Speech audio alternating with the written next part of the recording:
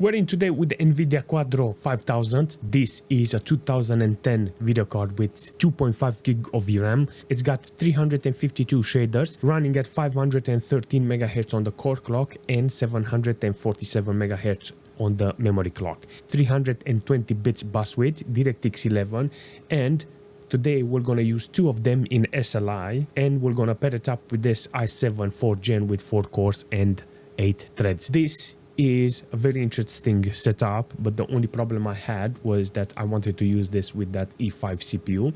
But the problem was that today I'm using 377, the drivers from Nvidia's website. That's the last one that shows me on that menu. But I wanted to do the same thing, but with Windows 10. And I wanted to put this setup there so I can have full access on DirectX 11, for instance, GTA 5 or GTA 4 to run in SLI. The problem is that this driver 377 didn't want to install. It gave me error from the beginning until the end. I managed to let Windows install 352 the drivers automatically. Then I forced the driver 377 in the device manager, and I was able to start the SLI on the cards. The only problem I had, no game wanted to start. They gave me an error and they said, yeah, error something with DirectX or Arkham. Some types of error that wasn't allowing me to play any games. So I tested, you know what, this is a fail, something happened there, I will look into it. But today I realized, you know what, let me put it in the Windows 7 machine today, in this one, and everything went perfectly. I installed the drivers, no error, enabled 2 GPUs, and it runs fantastic. Let me show you the menu from the video card. It shows me here SLI. The 352 or 53 didn't show me SLI, because if they show me SLI this, I would have kept that one because it was automated. But because it was installed by Windows, this one didn't show anything, so I cannot activate SLI. The only difference I've seen in this menu versus the normal GTX or GeForce video cards is this workstation. This is something that is actually new to this. So it shows you all kinds of stuff from the drivers, the resolution, enable SLI frame rendering. This is actually fantastic for each video card. You can put here mosaic setup, if just in case you want to put how many lots of monitors in order to do mosaic. It's got ACC setup, so because this is a Quadro, it's got ACC memory, but because of SLI, I have to disable SLI in order to activate ACC memory for the video cards. Fantastic settings, and I've never seen something like that. And it's got the utilization bar, enable error correction code for both of the GPU, just in case you want more telemetry from it. But no, we're gonna use MSI Afterburner, and that's it. Regardless, let's jump in a couple of games and see how the setup is holding. I'm Batman! All jokes aside, today I'm gonna test Quadro here in this game and see how it's running, because it looks and it runs fantastic. This is one of those games that actually allows me to see this type of scaling. 60% load on the GPUs, apparently the temperature is good. I put the fans on 75 because they are very loud and I cannot keep them on 100%, but it looks and it runs fantastic. 500 megahertz is there, so the cores are doing the job. Only one is dictating the memory in this situation. I don't know, maybe it didn't. One is HP and one is Nvidia model. I don't know why. Maybe they don't work very well together. Who knows? But in this situation, you can clearly see that the game is doing a fantastic work. Let's go into the smoke and see what's going on there. Usually in the smoke it's lagging. You know, if I hide in the smoke, apparently it's lagging, but here, no, I have no problems, no spikes, no nothing. I like the game, how it's working. You can actually see the second one has more load, but it's doing a fantastic job based on the temperature and on the memory usage. I like it. Seriously, I like how it looks and how it's working. So Batman with Quadro 5000 in SLI, it's actually nice. But if we're jumping in S.T.A.L.K.E.R with this setup, it's kind of interesting. Two things I wanna talk about it. One, 80-90% load on the core. That is very fascinating because I have maximum details in the game. Yes, so with maximum details in the game, with only 500 megabytes of VRAM utilization, you can actually see you get between 80 and 100 FPS with this setup, and it's utilizing nearly 350 watts. I mean, it's not a lot, you know, considering the GPUs that I've been been testing, you know, lately, and comparing it to them, this is child's play, you know. But there are two Quadro 5000, and it's only utilizing one 6-pin connector each. So in this case, you can actually see they are doing a fantastic work with this occasion. You can actually see 80-90% load on the core of the GPU. It's kind of okay, you know, in this situation. This is exactly the game I want for my setup when it comes to perfect scaling, SLI and stuff like that, multiple GPU usage. You know, S.T.A.L.K.E.R is kind of good with this. But if we're jumping in Skyrim with maximum details, it looks fantastic. Look at this, 70% load on the core, 62 degrees on the video card. It's fantastic. 320 watts consumption. This is exactly what I need from a game, you know, to utilize the resource. In this case, the system is doing fantastic. Only 3.5 gig of system RAM being utilized, with less than 30 watts consumption from the computer, from the CPU. I mean, in this case, the most important thing is if it's scaling properly. But with this video card, you can actually see there is no problem. So 60 FPS, because locked 60 FPS, you can see that the GPU are not being stressed. 62 degrees with 75% power on the fan. I mean, if you put the fan on lower speed, I think 100% sure you still be in the safe zone. When you have that metal heat spreader on top of the chip, you know, you remember that thermal paste in between them, they get rock solid, and in that situation the GPU will always be hot. So ideal will be to keep them cool, but in this case you can actually see it's still decent. It's got new thermal paste, but I have no problem here. In this situation with Skyrim, I think it's working really nice. Black Ops 3. Hear me out. This is the settings I have here, and I think this is the maximum it can do. Look at the VRAM utilization, 2.2 gig of VRAM. So in this case, with this setup, the VRAM is utilized. Oh God, go, yo, 40 FPS. I cannot, I know. With this configuration, you can actually see only 40 FPS.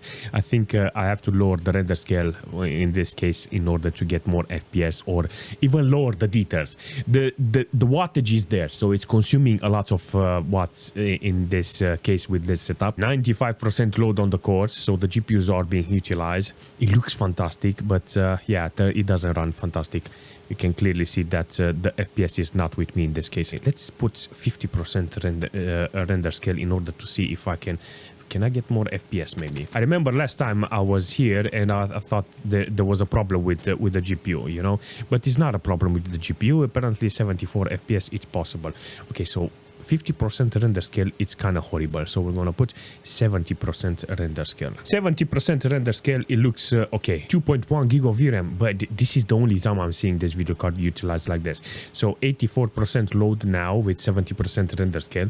It's being utilized. I like this, and 370 watts consumption from this. I will take this because usually I will put it on low details and try to get as many FPS instead of actually using maximum details like this. Fallout, it's exactly what I need for this setup. It's using only 500 megabytes of VRAM in this occasion with maximum details, and it's using the video cards only at half.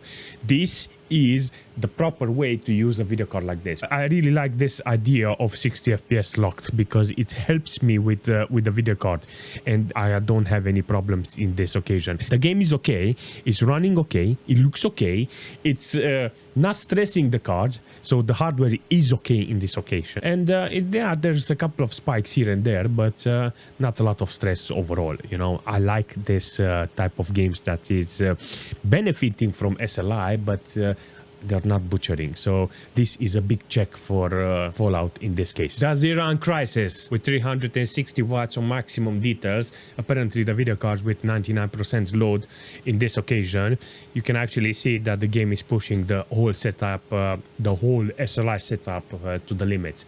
700 megabytes of VRAM only, but with the cores at maximum. 63 degrees. It's actually holding pretty well on the temperature side, but the fact that I don't have 60 FPS FPS on average shows me the limits on this video card. So ideal instead will be to put on medium to high details, and you will get the best performance. But on high detail, I just wanted to put them there so you can see how the Quadro 5000 is holding. So 50 FPS on average with maximum details, it's okay, you know. 4.1 gig of system RAM being utilized here with nearly 30 watts consumption from this CPU.